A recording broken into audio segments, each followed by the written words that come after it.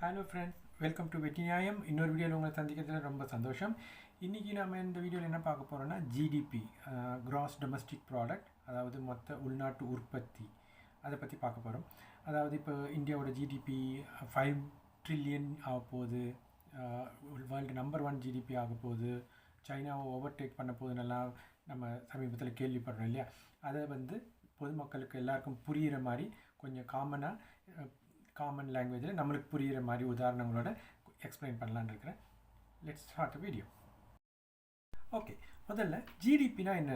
Gross domestic product, அதாவது மொத்த உள்நாட்டு உற்பத்தி. அப்படின்னா என்னென்னு பார்த்தோம்னா, நம்ம நாட்டுக்குள்ளே, எந்த நாட்டுக்குள்ளேயும் அந்த நாட்டோட பார்டருக்குள்ளே உற்பத்தி செய்யப்படக்கூடிய பொருட்கள் அண்ட் சேவை, அதாவது கூட்ஸ் அண்ட் சர்வீஸ், இது மொத்தமாக எவ்வளவு உற்பத்தி செய்யப்படுது அந்த வேல்யூ தான் ஜிடிபி அப்படின்னு சொல்கிறோம். மொத்த உள்நாட்டு உற்பத்தின்னு சொல்கிறோம். அதாவது இப்போ நம்ம நாட்டில் உற்பத்தி பண்ணுற விவசாய பொருட்களாக இருக்கலாம், வேறு கார், எலக்ட்ரானிக், எல்லா உற்பத்தி எந்த பொருளாக இருக்கலாம். சேவைன்னு வரும்போது மருத்துவ சேவையாக இருக்கலாம், இல்லை எஜுகேஷன், நம்ம கொடுக்குற எஜுகேஷனாக இருக்கலாம். அது போல் பல சேவைகள் இருக்குது இல்லையா. எல்லா சேவை அதுக்கு உள்ள வேல்யூ, ஏன்னா அதுக்கு நம்ம மணி பே பண்ணுறோம் இல்லையா. அது எல்லாத்தையுமே சேர்த்துட்டு மொத்தமாக இந்த நாட்டுக்குள்ளே எந்த அளவு உற்பத்தி ஆகுது, பொருட்களும் சேவையும் எந்த அளவுக்கு உற்பத்தி ஆகுது ஒரு நாட்டில்ன்றது தான் ஜிடிபின்னு நம்ம சொல்கிறோம். இதில் இந்தியாவோட ஜிடிபி இன்றைக்கி 3.7 ட்ரில்லியன் அப்படின்னு சொல்கிறோம். அதாவது 3.7 ட்ரில்லியன் US$ இந்தியாவோட ஜிடிபியாக இருக்குது. அது உலக அளவில் 4வது இடத்துல இருக்குது. நமக்கு முன்னாடி யார் இருக்கிறாங்கன்னு பார்த்தீங்கன்னா யூகே 3.3 ட்ரில்லியனாக இருக்குது. நாம் 3.7 ட்ரில்லியனாக இருக்கோம். சைனா 17.8 ட்ரில்லியனாக இருக்குது. அமெரிக்கா 27.4 27.4 ட்ரில்லியன் எக்கனாமின்னு சொல்கிற அளவுக்கு அவங்களோட ஜிடிபி இருக்குது. இப்போது இந்த ஜிடிபி வளர்ந்து நாம் இப்போ போன வருஷம், அதாவது 23லேருந்து 24க்கு வரும்போது நம்ம யூகேவை ஓவர்டேக் பண்ணி நம்மளோட ஜிடிபி வளர்ந்துருக்குது. இதுக்கு அர்த்தம் என்னென்னா, நம்ம யூகே அளவுக்கு பொருளாதாரத்தில் முன்னேறிட்டோமா, வாழ்வாதாரத்தில் முன்னேறிட்டோமா அப்படிங்கிறது ஒரு கேள்வி வருது. இதை நம்ம எப்படி ஒரு சுலபமாக புரிஞ்சிக்கலான்னா, மொத்த உள்நாட்டு உற்பத்தின்றது அதை ஒரு அழகு, அது ஒரு குறிப்பிட்ட ஒரு லிமிட்டாக வச்சு நம்ம மெஷர் பண்ணி பார்த்தோம்னா, எஸ், இந்தியா வளர்ந்துருக்குது, யூகே விட ஜாஸ்தியாக இருக்குது, வேர்ல்டில் இன்றைக்கி 4வது இடத்துல வந்திருக்குது, கரெக்டு. ஆனால் அதை நம்ம எப்படி புரிஞ்சிக்கணும், இது பொதுமக்களுடைய வாழ்க்கையில் எந்த மாதிரி மாற்றத்தை ஏற்படுத்தும் அப்படின்னு நீங்கள் யோசிச்சு பார்த்தீங்கன்னா, இது directly involve with the population. இப்போது உதாரணத்துக்கு சொல்லணும்னா, இப்போது ஒரு 2 பேர் இருக்கிற ஒரு சின்ன குடும்பம்னு வச்சுக்கோங்களேன். அந்த குடும்பத்தில் அவங்க ஒரு நாளைக்கு 1 கிலோ அரிசி சாப்பிட்றாங்கன்னு வச்சுக்கோங்க. 2 பேர் இருக்கிற குடும்பத்தில் ஒரு நாளைக்கு 1 கிலோ அரிசி சாப்பிட்றாங்க. இன்னொரு குடும்பத்தில் ஒரு நாளைக்கு 2 கிலோ அரிசி சாப்பிட்றாங்க. அப்போ பார்க்கும்போது இந்த குடும்பத்தோட இந்த குடும்பம், அதாவது இந்த 2 கிலோ அரிசி சாப்பிட்ற குடும்பம் ரொம்ப ஒரு முன்னேறின குடும்பமாக தோணும். ஏன்னா இவங்க 1 கிலோ சாப்பிட்றாங்க, இவங்க அவங்களோட 2 மடங்கு அதிகமாக சாப்பிட்றாங்க அப்படின்ற அளவில். ஆனால் இந்த 2 கிலோ அரிசி சாப்பிட்ற குடும்பத்தில் பார்த்தீங்கன்னா 20 பேர் இருக்கிறாங்கன்னு வச்சுக்கோங்களேன். இந்த 1 கிலோ சாப்பிட்ற வீட்டில் 2 பேர் தான் இருக்கிறாங்க. அப்போ அவங்களுக்கு ஒருத்தருக்கு 500 கிராம், அரை கிலோ கிடைக்குது. ஆனால் இந்த குடும்பத்தில் 2 கிலோ சாப்பிட்றாங்க, கரெக்டு தான். ஆனால் அதில் 20 பேர் இருக்கிறாங்கன்னா அப்போ ஒரு ஆளுக்கும் 100 கிராம் தான் கிடைக்கும். அப்போது இந்த ஜிடிபி வச்சு ஒரு நாடு முன்னேறிச்சான்றது நம்ம கணக்கில் எடுத்துக்கணும்னா அது சரியான கணக்காக இருக்காது. அதனால் எப்போவுமே அந்த ஜிடிபியை நம்ம பாப்புலேஷனோட பொருத்தி பார்க்கணும். அப்படி பார்க்கும்போது சைனாவோட ஜிடிபி, அவங்களோட பாப்புலேஷன் 150 கோடி, கிட்டத்தட்ட 150 கோடி இருக்குது. அமெரிக்காவோட பாப்புலேஷன் 35 கோடி இருக்குது. இந்தியாவோட பாப்புலேஷன் சைனாவுக்கு கிட்டத்தட்ட அந்த அளவுக்கு, அதை விட இப்போ ஜாஸ்தியாகவும் ஆயிருக்குது. யூகேவோட பாப்புலேஷன் பார்த்திங்கன்னா வெறும் 7.5 கோடியாக இருக்குது. இந்தியாவோட பாப்புலேஷன் ஆல்மோஸ்ட் 145 கோடிக்கு இருக்குது. அதாவது யூகே, நான் சொன்ன உதாரணம் படி பார்த்திங்கன்னா கூட நம்ம யூகேயில் இருக்கிறத விட 20 மடங்கு பாப்புலேஷன் நம்ம இந்தியாவில் இருக்கிறாங்க. அப்போது யூகேயில் இருக்கிற ஜிடிபியோட 3.3 ட்ரில்லியனோட நம்ம 3.7 ட்ரில்லியன், ஒரு 0.3 ட்ரில்லியன் 0.4 ட்ரில்லியன் ஜாஸ்தியாக இருக்கும். ஆனால் இதை நீங்கள் மக்கள் தொகையோட பகிர்ந்து கொடுக்கும்போது பார்த்தீங்கன்னா இந்தியா ரொம்ப ரொம்ப ரொம்ப பின்தங்கி இருக்கும். அதனால் வெறும் ஜிடிபி வச்சு மட்டும் பார்க்காம இதை பர் கேபிட்டா ஜிடிபின்னு பிரித்து பார்க்க வேண்டியிருக்கு. பர் கேபிட்டா ஜிடிபின்னு பார்க்கும்போது மொத்த ஜிடிபியை அந்த நாட்டோட மக்கள் தொகையை வச்சு டிவைட் பண்ணி பார்க்கணும். ஸோ பர் கேபிட்டா ஜிடிபி தான் வந்து ஒரு கரெக்டான அழகாக இருக்க முடியும். ஏன்னா எவ்வளோ பணம் இருக்குது, அது எத்தனை பேருக்கு பகிர்ந்து கொடுக்கப்படுகிறதுன்றதை பார்க்கும்போது தான் அது ஒரு ஒப்பீட்டளவில் சரியானதாக இருக்கும்.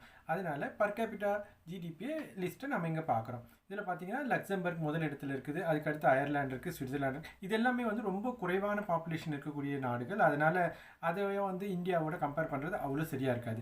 அதனால் நம்ம டைரெக்டாக வந்து ஒரு 6வது இடத்துல இருக்கிற அமெரிக்காவுக்கு போகலாம். அமெரிக்காவில் வந்து பார்த்திங்கன்னா பர் கேபிட்டா ஜிடிபி, அதாவது அவங்களோட ஜிடிபியே மக்கள் தொகையை டிவைட் பண்ணி பார்க்கும்போது ஒரு ஆளுக்கு $85,000 US டாலர்ஸ் வருது. அதாவது $85,000 US டாலர் வருது. அவங்க 6வது இடத்துல இருக்கிறாங்க. அதுக்கப்புறமா வந்து UAE, துபாய்ன்னு சொல்கிறோம் இல்லையா, துபாய் வருது. அதுக்கப்புறமா ஜெர்மனி வருது. அதுக்கப்புறமா யூகே வருது. யூகே வந்து 46,000 பர் கேபிட்டா ஜிடிபி இருக்குது. இப்படி வந்துகிட்டே இருக்கும்போது நம்ம ஜிடிபி அளவில் 3வது இடத்துக்கு வந்துட்ட இந்தியா பர் கேபிட்டா ஜிடிபி அளவில் எங்கே இருக்குதுன்னு பார்த்தீங்கன்னா 142வது இடத்துல இருக்குது. அதாவது வருஷத்துக்கு டாலரில் $2,600 தான் இருக்குது. அமெரிக்கா நான் சொன்ன மாதிரி $85,000 இருக்குது. யூகே $45,000 இருக்குது. இந்தியா வந்து $2,600 இருக்குது. நமக்கு மேலே யார் இருக்காங்கன்னு பார்த்தீங்கன்னா நைஜீரியா இருக்காங்க. ஆப்பிரிக்காவில் இருக்கிற ஒரு கண்ட்ரி நைஜீரியா, அவங்க $2,700. பங்களாதேஷ் $2,800 இருக்காங்க. நமக்கு கீழே 140, மொத்தம் உலகத்தில் 193 கண்ட்ரி இருக்குன்னு சொல்லும்போது 142 நாம் இருக்கோம். அது கீழேயும் கொஞ்சம் பேர் இருப்பாங்க இல்லையா, சோமாலியா, கென்யா, அந்த மாதிரி சில ஆப்பிரிக்க நாடுகள், சில மத்திய அமெரிக்க நாடுகள்லாம் ரொம்ப ஏழ்மையான நாடுகள், அவங்க தான் நம்மளுக்கு கீழே இருக்காங்க. நமக்கு அண்டை நாடான பங்களாதேஷும் எல்லாமே கூட நம்மளுக்கு மேலே தான் இருக்காங்க. இதுதான் பர் கேபிட்டா ஜிடிபியில் நம்ம இங்கே பார்க்குறோம். சரிங்க, இந்த பர் கேபிட்டா ஜிடிபியெல்லாம் வேணாங்க, அது ரொம்ப தாங்க முடியல, ரொம்ப கஷ்டமாக இருக்குது. வெறும் ஜிடிபி மட்டுமே பேசுவோமே. ஜிடிபியில் நம்ம இப்போ தான் 3.7 ட்ரில்லியன் வந்துட்டோமே, எப்போ நம்ம அப்படியே வளர்ந்து சைனாவை ஓவர்டேக் பண்ணுவோம், அதை பற்றி பேசலாமே. ஏன்னா இப்போ தலைவர்கள்லாம் அதை தானே சொல்கிறாங்க. அப்படின்னு சொல்லும்போது நம்ம பிரதமர் சொல்லும்போது 2030 இந்தியா வந்து சைனாவை ஓவர்டேக் பண்ணும் அப்படின்னு சொல்கிறாங்க. இது ஏற்கனவே வந்து 2025 சொன்னது, அதாவது 5 ட்ரில்லியன் ஆகும்னு சொன்னாங்க. 5 ட்ரில்லியன் எக்கனாமி ஆகும்னு சொன்னாங்க. அது ஆகலை. இனி 2030 சொல்லியிருக்காங்க. பட் சைனாவை ஓவர்டேக் பண்ண முடியுமா? அப்படி பண்ண முடியும்னா எப்போ பண்ணுவோம் அப்படின்னு நம்ம இதில் பார்க்கலாம்.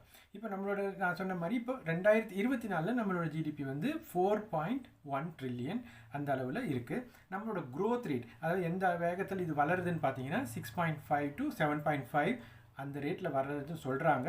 இது நாம் இந்தியா சொல்கிற க்ரோத் ரேட். பட் இது இன்டர்நேஷ்னல் நார்ம்ஸ் வச்சு பார்க்கும்போது அந்த அளவுக்கு க்ரோத் ரேட் இல்லைன்னு சொல்கிறாங்க. இருந்தாலும் நாம் ஒரு கணக்குக்காக இதையே எடுத்துக்கலாம். 6.5% க்ரோத்னே வச்சுக்கலாம். அதே அளவில் பார்க்கும்போது சைனாவோட ஜிடிபி இன்றைக்கி இருக்கிறது 18.8 ட்ரில்லியன். நாம் இருக்கிறது 4.1 ட்ரில்லியன். அவங்க இருக்கிறது 18.8 ட்ரில்லியன். அதாவது 4 மடங்குக்கு மேலே இருக்காங்க. நம்மளோட 400% அதிகமாக இருக்கிறாங்க. சரிங்களா? அப்படி பார்க்கும்போது நம்ம இந்த 6% ஜிடிபி க்ரோத்தை வச்சுட்டு நம்ம இப்படியே கண்டினியூஸாக இதே 6% ஜிடிபியில் போயிட்டு இருந்தோம்னா, இப்போ சைனாவுக்கு க்ரோத் வந்து கொஞ்சம் ஸ்டாக்னெண்ட் ஆகிருக்கு. ஏன்னா அது ரொம்ப பெரிய எக்கனாமி இருக்குது. அமெரிக்காவும் அது மாதிரி ரொம்ப பெரிய எக்கனாமி இருக்கிறதுனால அவங்க வந்து நம்ம ரேட்டுக்கு அவங்களால க்ரோத் ஆக முடியாது. அவங்க வந்து ஒரு 3% ஆனாலே அது ரொம்ப பெரிய விஷயம். ஏன்னா இப்போது $100 இருக்கிறவங்க வந்து 3% இன்க்ரீஸ் ஆனாலும் 103 ஆகும். நாம் வந்து நம்ம ஒரு $5 தான் இருக்கணும்னு வச்சுக்கோங்களேன். நாம் வந்து அந்த மாதிரி 3% இன்க்ரீஸ் பண்ணோம்னா அது ரொம்ப நெக்லிஜிபிளாக தான் இருக்கும். அது மாதிரி பார்க்கும்போது அவங்க பெரிய எக்கனாமியாக இருக்கிறாங்க. அதனால் அவங்களோட க்ரோத் ரேட் ஸ்லோவாக தான் இருக்கும். அப்படி இருந்தாலுமே அவங்க க்ரோத் ஆகிட்டு தான் இருக்காங்க. நாம் அவங்களோட கம்பேர் பண்ணும்போது 4 மடங்கு சிறிய எக்கனாமி இருக்கிறதுனால நம்ம இன்னும் ஃபாஸ்ட்டாக க்ரோ ஆனாலுமே கூட அவங்கள ஓவர்டேக் பண்ண வாய்ப்பு இல்லை. அப்போது 30 ஆகும்போது நாம் என்னவாக இருப்போம்? இதே க்ரோத் ரேட்டில் போனோம்னு வச்சுக்கோங்களேன், நாம் கிட்டத்தட்ட ஒரு 6.5 to 7 ட்ரில்லியன் ஆகிறதுக்கு வாய்ப்பு இருக்குது. அதே நேரத்தில் 18.8 ட்ரில்லியனாக இருக்கக்கூடிய சைனா 25 to 27 ட்ரில்லியன் ஆகும். அமெரிக்கா 34 ட்ரில்லியன் அளவுக்கு ஆகும். அப்போவுமே கூட நமக்கும் சைனாவுக்கும் உள்ள டிஃப்ரென்ஸ் பார்த்தீங்கன்னா 25 6.5 கிட்டத்தட்ட 3.5 மடங்கு 350% அவங்க நம்மளோட ஹெடாக இருப்பாங்க, முன்னேறி இருப்பாங்க. அதனால் 2030 நம்ம சைனாவை பீட் பண்ணுறதுக்கு வாய்ப்பு இல்லை. இனியும் டைம் எடுக்கும். ப்ரொவைடட் இந்த க்ரோத் ரேட்டை நம்ம சஸ்டெயின் பண்ணி இதே 6 to 7% க்ரோத்லேயே நம்ம த்ரூ அவுட் இனியும் போயிட்டே இருந்தோம்னா 2050 60 இந்த வர்றதுக்கு வாய்ப்பு இருக்குது. ஆனால் அதுக்குள்ளே குளோபல் எக்கனாமியில் என்னென்ன மாதிரி மாற்றங்கள் வரும், ஜியோபாலிட்டிக்கல் சேஞ்சஸ் என்ன மாதிரி வரும், நம்ம இந்த சஸ்டெயின் குரோத்தை மெயின்டைன் பண்ண முடியுமான்றதெல்லாம் மிகப்பெரிய கேள்விக்குறி. அதனால் இனி நியர் ஃப்யூச்சரில் நம்ம எக்கனாமி இதுதான் 3வது பொசிஷனில் இருக்கிறோம்னா இதே அளவில் இருப்போம். இதை விட பின்னாடி போகாமல் பார்த்துக்கிறது நல்லது. ஆனால் இதை விட நம்ம முன்னேறி சைனாவையும் அமெரிக்காவையும் முன்னேறி போவோன்றதுக்கு வாய்ப்பே இல்லை. சைனாவோட ஜிடிபி, சைனாவோட எக்கனாமி எப்படி இவ்வளோ ஸ்ட்ராங்காக இருக்குது அப்படின்றத நாம் பார்த்து படிக்கிறது முக்கியம். ஏன்னா அதிலேருந்து நம்ம நிறைய பாடம் கற்றுக்க முடியும். நம்ம மொத்தமாக எல்லா நம்ம தொழில் துறை மொத்தத்தையுமே 3ஆக பிரிக்கலாம். Primary, secondary, tertiary sector. அதாவது முதல் என்ன சொல்ல, ஒரு அடிப்படை தொழில்கள், அதுக்கப்புறம் தொழிற்சாலை உற்பத்தி துறை, அதுக்கப்புறம் சேவைத்துறை.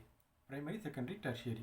இந்த ப்ரைமரி செக்டரில் பார்த்தீங்கன்னா அக்ரிகல்ச்சர் அண்ட் மைனிங், அதாவது நேச்சுரலாக கிடைக்கிற பொருட்களை இருந்து அக்ரிகல்ச்சர் மூலமாக நம்ம பொருட்கள், விவசாய பொருட்களை உற்பத்தி பண்ணுறது, அல்லது மைனிங், அதுலேருந்து நம்ம உலோகங்களும் எண்ணெய் அதை மாதிரி எடுக்கிறது.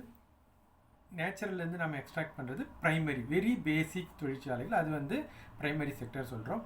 அந்த பேசிக் பொருட்களை யூஸ் பண்ணி வேறு ஏதாவது நம்ம உற்பத்தி பண்ணோம்னா அது எல்லாமே செகண்டரி செக்டர், ப்ரொடக்ஷன் செக்டர்னு சொல்லுவோம். அதாவது இப்போ அக்ரிகல்ச்சர்லேருந்து நம்ம ரைஸ் கிடைக்குது, அந்த ரைஸ் எடுத்து நெல் கிடைக்குது, அதை நம்ம அரிசி ஆக்குறோம், பின்ன அதை வந்து ப்ராசஸ் பண்ணி வேறு ஏதாவது பொருள் ஆக்குறோம். இது எல்லாமே வந்து செகண்டரியில் வரும். அதே மாதிரி இப்போது நம்ம உலோகம் எடுக்கிறோம், உலோகத்தை வந்து ப்ரைமரி செக்டர்லேருந்து உலோகம் நமக்கு கிடைக்குது, அது செகண்டரி செக்டரில் நம்ம காராக மாத்திரம், பேட்டரியாக மாத்திரம், வேறு எந்த பொருளாக மாத்திரம், பெட்ரோலியம் கிடைக்குது, அதை எடுத்து நம்ம யூஸ் பண்ணக்கூடிய பெட்ரோலாகவும் கெரோசினாகவும் மண்ணெண்ணெய் இது போல் பல பொருட்களாக மாற்றுறது வந்து இது எல்லாமே ப்ரொடக்ஷன் செக்டர். இது தவிர டெர்ஷியரி செக்டர், அதாவது சேவைத்துறைன்னு ஒன்று இருக்குது. அது கொஞ்ச காலத்துக்கு முன்னாடி இல்லை, இந்த ப்ரைமரி செகண்டரியில் மட்டும் ஃபோக்கஸ் இருந்தது. டெர்ஷியரி செக்டர்னு வரும்போது அது இது இந்த எதுவும், அதாவது பொருளாக உற்பத்தி செய்யாமல் சேவையாக மக்களுக்கு, மக்களின் வாழ்வாதாரத்தையும் முன்னேற்றுகிற மாதிரியான வேலைகள். அதாவது அது மருத்துவத்துறையாக இருக்கலாம், டிரான்ஸ்போர்ட்டாக இருக்கலாம். டிரான்ஸ்போர்ட்டில் நமக்கு ஏதாவது பொருளாக அவங்க கொடுக்கறதில்ல, பட் நம்மளை ஒரு இடத்துலேருந்து ஒரு இடத்துக்கு கொண்டு போகிறாங்க, விமான சேவை அந்த மாதிரி இருக்கலாம். பின்ன படிப்பு, நம்ம எஜுகேஷனாக இருக்கலாம், யூனிவர்சிட்டி, காலேஜஸ் அந்த மாதிரி யூனிவர்சிட்டி இது போல் இருக்கலாம். பின்ன மார்க்கெட்டிங், ரொம்ப முக்கியமாக மார்க்கெட்டிங். ஏன்னா மார்க்கெட்டிங்கில் அவங்க எதுவுமே பொருளை உற்பத்தி பண்ணுறதில்ல, அவங்க உற்பத்தியான பொருளை விற்கிறதுக்கு உதவி பண்ணுறாங்க. மற்ற விற்பனை செய்யக்கூடிய எல்லாமே வந்து இந்த டெர்ஷியரி செக்டரில் வரும். ஏன்னா அவங்க அந்த பொருளில் வேல்யூ அடிஷன் எதுவும் பண்ணுறதில்ல. அதில் எதுவும் நம்ம உற்பத்தி ஏற்கனவே செகண்டரி செக்டர் உற்பத்தி பண்ண பொருளில் இவங்களால எந்த வேல்யூ அடிஷன் இல்லை. ஜஸ்ட்டு அவங்க அதை மக்கள் இடத்துல கொண்டு போய் சேர்க்குற அந்த சேவை மட்டும் செய்கிறாங்க. அது டெர்ஷியரி செக்டரில் வருது. இப்போது எந்த இடத்துல நாம் சைனாவை விட பின்தங்கியிருக்கணும்னு பார்த்தீங்கன்னா, சைனாவில் இந்த ப்ரைமரி செக்டர் ஸ்ட்ராங்காக இருக்குது. அது எப்பவுமே அதே அளவில் தான் இருக்கும். ஏன்னா அது ஒரு பேசிக் ரிக்குவயர்மெண்ட்டு.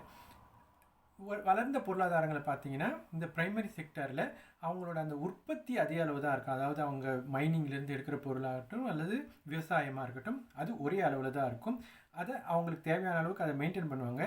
ஆனால் அதுக்குள்ளே இருக்கக்கூடிய மக்களை குறைப்பாங்க. அதாவது அந்த பணியில் ஈடுபடுறவங்கள பாப்புலேஷனை குறைச்சிட்டு அவங்கள மற்ற 2 செக்டரில் யூஸ் பண்ணுவாங்க. அதாவது ப்ரொடக்டிவிட்டி இன்க்ரீஸ் பண்ணுறது. அதாவது 1 ஏக்கர் நிலத்தை இப்போ இந்தியாவில் வந்து ஒரு 10 பேர் 1 ஏக்கர் நிலத்தை உழுது பயிர் செய்கிறாங்கன்னா, கனடா, அமெரிக்கா போகிற நாடுகளில் 2 பேர் இருந்து அந்த அதே அளவு உற்பத்தியை செய்வாங்க, இல்லை அதை விட கூடுதலாக கூட செய்வாங்க. அப்போ நம்ம வந்து அந்த 10 பேர் யூஸ் பண்ணும்போது 2 பேர் செய்ய வேண்டிய வேலையை 10 பேர் செய்யும்போது அது கிடைக்கக்கூடிய லாபமும் ஜிடிபியும் ஒரே அளவாக தான் இருக்கும். ஆனால் அது இங்கே 10 பேருக்கு டிவைட் ஆகும், அமெரிக்கா போன்ற வளர்ந்த நாடுகளில் 2 பேருக்கு டிவைட் ஆகும். அதுதான் நம்மளோட பொருளாதாரத்தை சுருக்குது. இதே தான் சைனாவிலையும். சைனா ரொம்ப காலமாகவே அவங்களோட அந்த ப்ரைமரி செக்டர் விவசாயத்துறையில் தொடர்ந்து முன்னேறிட்டு இருந்தாலுமே கூட அதில் மேன் பவரை குறைச்சி அதை மற்ற இடத்துல பயன்படுத்துகிறாங்க. செகண்டரி செக்டரில் வரும்போது இந்த உற்பத்தி துறையில் நாம் சுதந்திரத்துக்கு பின்னாடி பெரிய அளவில் நிறைய நிறுவனங்கள், பெருநிறுவனங்கள், சிறு நிறுவனங்கள் எல்லாம் ஆரம்பித்து பெரிய அளவில் உற்பத்தி செஞ்சுட்டே வந்தோம். அது ஒரு குறிப்பிட்ட காலத்துக்கு பிறகு, நீங்கள் இதில் இந்த சார்ட்டில் பார்க்குற மாதிரி ஒரு குறிப்பிட்ட காலத்துக்கு பிறகு அது குறைஞ்சி டெர்ஷியரி செக்டர் சேவைத்துறையில் அதிகமான அளவு ஃபோக்கஸ் பண்ண ஆரம்பித்தோம். வளர்ந்த நாடுகள் டெர்ஷியரி செக்டர் தான் அதிகமாக ஃபோக்கஸ் பண்ணுறாங்க. ஏன்னா இந்த உற்பத்தி துறையிலோட ஒரு ப்ராஃபிட் எல்லாமே வந்து ஒரு லிமிட்டட் தான். சேவைத்துறையில் வரும்போது அதில் இன்வெஸ்ட்மெண்ட்டும் குறைவு. ஏன்னா இது ஒன்லி மக்களுக்கு அதில் வேலை செய்கிறவங்களுக்கு பே பண்ணுறது மட்டுமே தவிர வேறு பெருசாக எதுவும் செலவு இருக்காது. அவங்க கொடுக்கக்கூடிய சேவைக்கு வந்து அவங்க ஃபிக்ஸ் பண்ணுறது தான் ப்ரைஸு. இப்போ பார்த்தீங்கன்னா, இப்போ இந்தியாவில் வந்து நீங்கள் ஒரு டிகிரி படிக்கிறீங்க, ஒரு எம்பிஏ படிக்கிறீங்க, ஒரு யூனிவர்சிட்டி படிக்கிறீங்கன்னா ஒரு லட்சம் 2 லட்சத்துக்குள்ளே முடிஞ்சிடும். ஆனால் வெளிநாடுகளில் வந்து அதே படிப்பு வந்து பார்த்திங்கன்னா 15 லட்சம் 20 லட்சம் ஆகும். ஏன்னா படிப்புக்கு வந்து இந்த மாதிரி இது வந்து சேவைன்னு வரும்போது அதுக்கு வந்து ஒரு டேஞ்சிபிள் பொருள் கிடையாது, அதுக்கு நாம் ஃபிக்ஸ் பண்ணுறது தான் வேல்யூ. அதே மாதிரி பல துறைகள் இருக்குது. மார்க்கெட்டிங்கு, கன்சல்டேஷன் சர்வீஸு, பின்ன ஃப்ளைட் சர்வீஸ் எல்லாமே வந்து அவங்க இந்த குவாலிட்டி பேஸ் பண்ணி அதிக அளவுக்கு அவங்க ப்ரைஸிங் பண்ணும்போது டெர்ஷரி செக்டரில் வளர்கிறது சுலபம், அதை மேம்படுத்துறது ரொம்ப சுலபம், அதில் அதிகமான வருவாயிட்டுறது ரொம்ப சுலபம். அதனால் வளர்ந்த நாடுகள் அதில் ஃபோக்கஸ் பண்ணுறாங்க. இந்தியா போன்ற நாடுகள் இதை பேலன்ஸாக கொண்டு போகணும். அதாவது செகண்டரியும் டெர்ஷரியும் ஒரே அளவுக்கு பேலன்ஸாக கொண்டு போகணும். சைனா வந்து செகண்டரி செக்டரில் ரொம்ப ஸ்ட்ராங்காக இருக்காங்க உற்பத்தியில். உலகத்தில் இருக்கிற எல்லா பொருளுமே இன்றைக்கி சைனாவிலேருந்து தான் உற்பத்தி ஆகி வருது. அந்த அளவுக்கு நாம் இந்தியாவில் அதை பண்ண தவறிட்டோம். அதுக்கு பதிலாக நம்மளோட டெர்ஷியரி செக்டரில் அதிகமான ஃபோக்கஸ் பண்ணி அதில் புஷ் பண்ணிகிட்டே இருக்கும். ஆனால் இதனால் என்ன பிரச்சனை வந்ததுன்னு பார்த்தீங்கன்னா, நம்மளோட ஒரு பக்கம் பார்த்தீங்கன்னா ப்ரொடக்ஷன் செக்டர் குறைஞ்சதுனால ஈவன் உள்நாட்டுக்கு தேவையை கூட பூர்த்தி செய்ய முடியாத அளவுக்கு நிறைய துறைகள் இருக்குது. உதாரணமாக நம்ம பயன்படுத்துகிற வாகனங்கள் எல்லாமே வெளிநாட்டிலேருந்து தான் வாங்குகிறோம். அது ஜப்பானாக இருக்கலாம், வேறு அமெரிக்காவாக இருக்கலாம், பல நாடுகள்லேருந்து வாங்குகிறோம். இது போல் பல பொருட்கள் வந்து நம்ம வெளியே இருந்து வாங்கக்கூடிய நிலைமைக்கு வந்துட்டோம். அதே மாதிரி இந்த ப்ரொடக்ஷன் செக்டரில் நம்மளோட தேவைக்கு வாங்குறது இல்லாமல் நாம் எக்ஸ்போர்ட் பண்ணிகிட்டு இருந்த ஏற்றுமதி செய்ததையும் கூட இப்போ குறைஞ்சி போச்சு நிறைய லெவலில். அதனால் செகண்டரி செக்டர் குறைஞ்சது. ஆனால் இதை ஈடுகட்டுற அளவுக்கு டெர்ஷரி செக்டரில் நாம் இருக்கிறோம்னா, டெர்ஷரி செக்டரில் ஆள் அதிகமாகி இருக்குது, வளர்ச்சி அதிகமாகி இருக்குது. ஆனால் வளர்ச்சி இங்கே எந்த அளவுக்கு குறைஞ்சதோ அதை ஈடு செய்யக்கூடிய அளவில் இல்லை. அதாவது இந்த மார்க்கெட்டிங்லலாம் பார்த்தீங்கன்னா, இப்போ நீங்கள் நிறைய பேர் இருக்காங்க, ஆனால் அவங்க மார்க்கெட்டிங் பண்ணி அதில் வேல்யூ அடிஷன் பண்ணுறது ரொம்ப குறைவு. அதனால் ஆட்கள் அதிகமாக இருக்கும்போது, எந்த இடத்துலையுமே ஆட்கள் அதிகமாக இருந்து வருவாய் ஒரே அளவாக இருந்தாலே அவங்களுக்கு பகிர்ந்து கொடுக்கும்போது அது குறைஞ்சிட்டே தான் இருக்கும். இப்போ நீங்கள் பார்த்தீங்கன்னா, உதாரணத்துக்கு எடுத்தீங்கன்னா, இப்போது ஒரு டிஷர்ட்டுன்னு எடுத்துக்கோங்களேன். இது நீங்கள் இப்போ சைனாலேருந்து வாங்குறீங்கன்னா, அவங்க வந்து இன்றைக்கி நான் சைனாவில் போய்ட்டு ஒரு ஆர்டர் கொடுத்தேன்னா, நீங்கள் இந்த பிளாட்ஃபார்ம் இருக்குது, அதில் போய்ட்டு நீங்கள் டைரெக்டாக அந்த சப்ளையர்கிட்டே போய்ட்டு நீங்கள் ஆர்டர் கொடுக்க முடியும். அப்போ அவங்க சப்ளையர் அவங்களோட உற்பத்தி செலவு மேலே அவங்களுக்கு எவ்வளோ லாபம் வேணுமோ அதை வச்சு கொடுக்குறாங்கன்னு வச்சுக்கோங்க. இப்போ ஒரு $10 ஒரு ஷர்ட்டு கொடுக்குறாங்கன்னா, அந்த கம்பெனி அவங்களோட உற்பத்தி செலவு ஒரு $7 ஆகுது. ஒரு 30% லாபம் வச்சுட்டு அவங்க $7 உங்களுக்கு $10 கொடுக்குறாங்கன்னு வச்சுக்கோங்களேன். அதே ப்ராடக்ட்டை நான் இந்தியாவிலேருந்து வாங்கணும்னு பார்த்தீங்கன்னா, இந்தியாவிலையும் அவங்க $7 தான் கொடுப்பாங்க. ஆனால் அது வந்து ஒரு டிஷர்ட்டு உற்பத்தி செய்யக்கூடிய ஃபேக்ட்ரியிலேருந்து ஒரு ஏஜெண்ட், அதாவது ஒரு பையிங் ஆஃபீஸ்ன்னு சொல்லுவாங்க, அவங்க அதை வாங்கிட்டு அவங்க வந்து இன்னொரு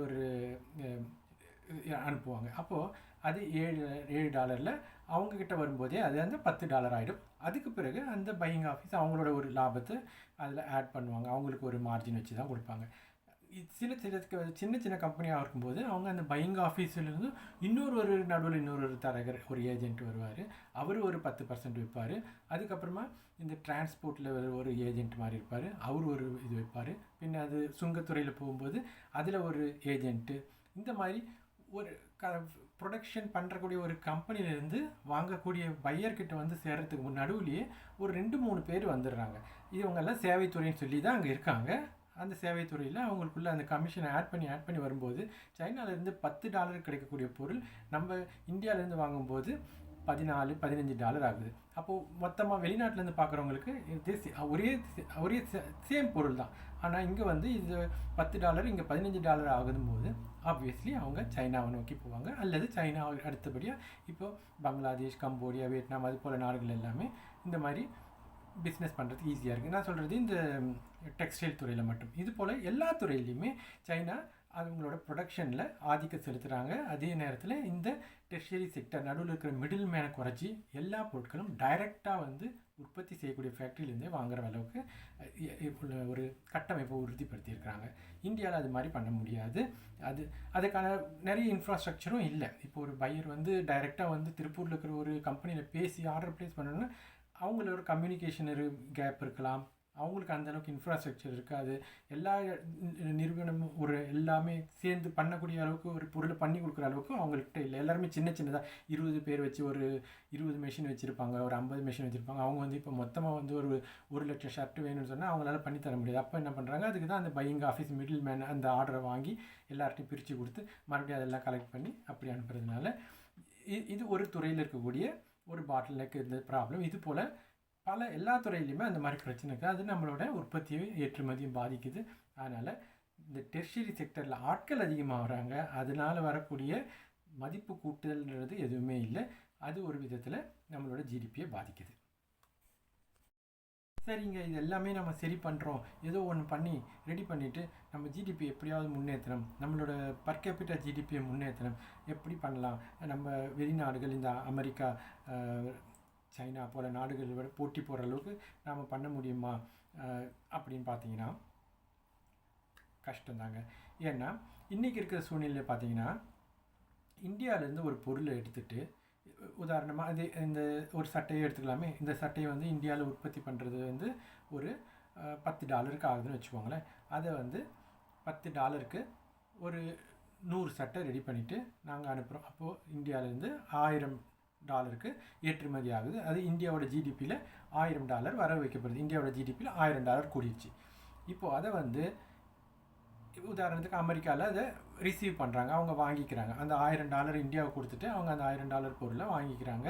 அதை கொண்டு போய் அவங்க ஒரு டிஷர்ட்டோ ஒரு $100 விற்கிறாங்கன்னு வச்சுக்கோங்க. ஆக்சுவலி அப்படி தான் விற்பாங்க. இப்போ நம்ம $10 வாங்குகிற பொருளை வந்து அவங்க ஒரு $80 $90 அப்படி ஸ்டார்ட் பண்ணி விற்பாங்க. அப்புறம் அது விற்றுட்டு கொஞ்சம் மிச்சம் இருக்கிறதெல்லாம் வந்து டிஸ்கவுண்ட் பண்ணி குறைச்சி விற்பாங்க. நீங்கள் வந்து இப்போது $100 வேணாம், ஒரு $50 வச்சுக்கோங்க. இங்கே $10 வாங்கி அவங்க $50 விற்கிறாங்கன்னு வச்சுக்கோங்களேன். இன்றைக்கி இந்தியாவில் இப்போ இந்த 100 டிஷர்ட் அனுப்பிட்டாங்க, $10 ஒரு டிஷர்ட்டுன்ற பேசிஸில் இந்தியாவுக்கு $1000 ஜிடிபியில் சேர்ந்துருச்சு. இது ஒன்ஸ் இது அமெரிக்காவில் போய் சேர்ந்ததுமே, அமெரிக்காவில் 100 சட்டை வந்து சேர்ந்தது, அவங்க அதை ப்ரைஸ் பண்ணுறாங்க. அது ப்ரைஸ் பண்ணும்போது ஒரு ஷர்ட்டு $50 வச்சு $50 வச்சு ப்ரைஸ் பண்ணும்போது 100 × 50 $5000 ஆகிடுது. அது அமெரிக்கா ஜிடிபியில் $5000 அதில் சேர்ந்துருச்சு. இப்போ அவங்க அதை விற்றாங்கன்னா அமெரிக்காவோட ஜிடிபியில் 5000 இருக்கும். அதே சேம் பொருள் இந்தியாவிலேருந்து வந்தது, இந்தியாவுக்கோட ஜிடிபியில் வந்து வெறும் ஒரு 1000 மட்டும்தான் கூடியிருக்கும், அமெரிக்காவுக்கு 5000 கூடியிருக்கும். இப்போ அந்த அமெரிக்காவில் வாங்கின அந்த டிஷர்ட்டை திரும்பி அந்த அமெரிக்கன் பிராண்டு இந்தியாவுக்கு அனுப்புகிறாங்கன்னு வச்சுக்கோங்களேன். நீங்கள் பார்க்குறீங்க நிறைய பிராண்டு, ஃபாரின் பிராண்டெல்லாம் இப்போ இந்தியாவில் இருக்குது.